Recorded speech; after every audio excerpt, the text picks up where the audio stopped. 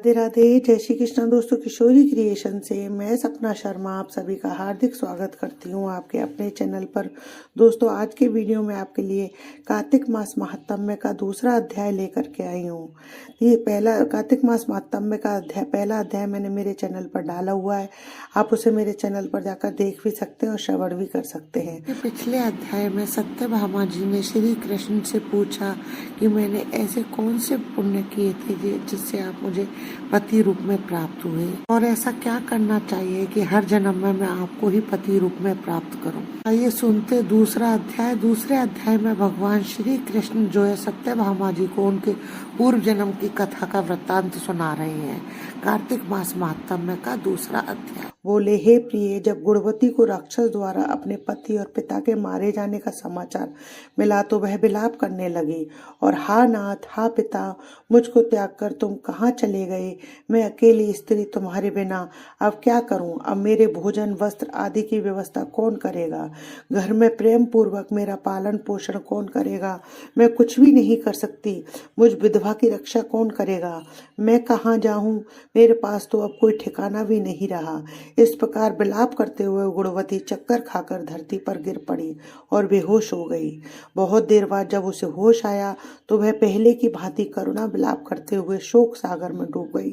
कुछ समय के पश्चात जब वह संभली तो उसे ध्यान आया कि पिता और पति की मृत्यु के बाद मुझे उनकी क्रिया करनी ही चाहिए जिससे उनकी गति हो सके। इसलिए उसने अपने घर का सारा सामान बेच दिया और उससे प्राप्त धन से उसने अपने पिता और पति का श्राद्ध आदि कर्म किया। उसके पश्चात वह उसी नगर में रहते हुए 8 पहर भगवान विष्णु की भक्ति करने लगी। उसने मृत्यु पर्यंत तक नियम पूर्वक सभी एकादशियों का व्रत और कार्तिक महीने में उपवास एवं व्रत किए। हे प्रिय, एकादशी और कार्तिक व्रत मुझे बहुत ही प्रिय है। इनसे मुक्ति, भुक्ति, पुत्र तथा संपत्ति प्राप्त होती है। कार्तिक मास में जब तुला राशि पर सूर्य आता है तब ब्रह्म मुहूर्त में उठकर स्नान करने व व्रत उपवास करने वाले मनुष्य मुझे बहुत प्रिय हैं, क्योंकि यदि उन्होंने पाप भी किए हों तो भी स्नान व व्रत के प्रभाव से उन्हें मोक्ष प्राप्त हो जाता है। कार्तिक में स्नान करना, जागरण करना, दीपदान और तुलसी के पौधे की रक्षा करने वाले मनुष्य साक्षात भगवान विष्णु के समान है। कार्तिक मास में मंदिर में झाड़ू लगाने वाले, स्वस्तिक बनाने वाले, भगवान विष्णु की पूजा करने वाले मनुष्य जन्म मरण के चक्कर से छुटकारा पा जाते हैं। यह सुनकर गुणवती भी प्रतिवर्ष श्रद्धा पूर्वक कार्तिक का व्रत और भगवान विष्णु की पूजा करने लगी। हे प्रिय, एक बार उसे ज्वर हो गया और वह बहुत कमजोर हो गई। फिर भी वह किसी प्रकार से गंगा स्नान के लिए चली गई। गंगा तक तो वह पहुंच गई, परंतु शीत के कारण वह बुरी तरह से कांप रही थी। इसी कारण वह शिथिल हो गई। तब मेरे भगवान विष्णु के दूत उसे मेरे धाम में ले आए।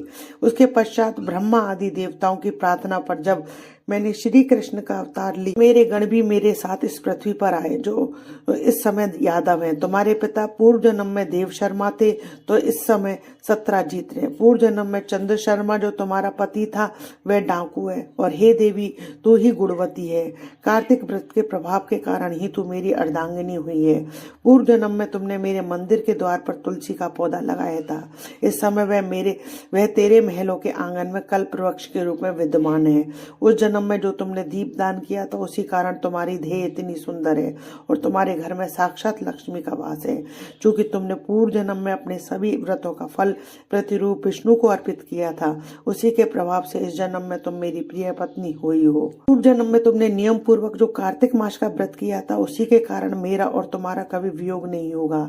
इस प्रकार कार्तिक मास में व्रत आदि करने वाले मनुष्य मुझे तुम्हारे समान प्रिय हैं। दूसरे जप, तप, यज्ञ, दान आदि करने से प्राप्त फल कार्तिक मास में किए गए व्रत के फलों से बहुत थोड़ा है, अर्थात कार्तिक मास के व्रतों का 16वां भाग भी नहीं होता है। इस प्रकार सत्यभामा भगवान श्री कृष्ण के मुख से अपने पूर्व जन्म के पुण्य का प्रभाव सुनकर बहुत प्रसन्न हुई। इति श्री कार्तिक मास महात्म्य में दूसरा अध्याय समाप्त। दोस्तों, यदि आपको मेरा ये वीडियो पसंद आए तो प्लीज मेरे वीडियो को ज्यादा से ज्यादा लाइक और शेयर कीजिए। यदि आपने अभी तक मेरे चैनल को सब्सक्राइब नहीं किया है तो उसे सब्सक्राइब करना ना भूलें। पास ही में बेल आइकन को दबाएं जिससे मेरे आने वाले हर नए वीडियो का नोटिफिकेशन आपको मिल जाए। हिंदू धर्म, रीति रिवाज, कथा कहानी जानने के लिए मेरे चैनल पर बने रहने के लिए बहुत बहुत धन्यवाद। जय श्री कृष्ण दोस्तों। राधे राधे।